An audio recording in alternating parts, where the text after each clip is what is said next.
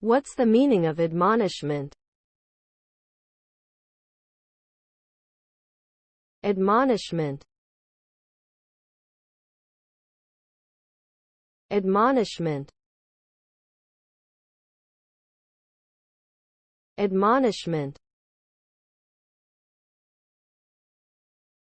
Admonishment.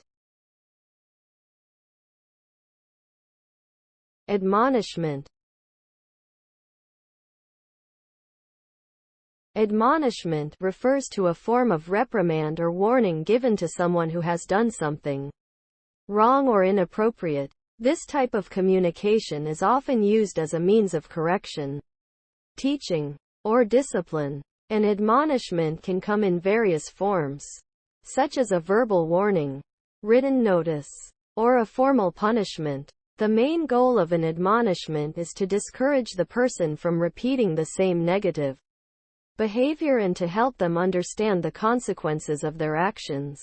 Ultimately, an effective admonishment can improve behavior and promote personal growth.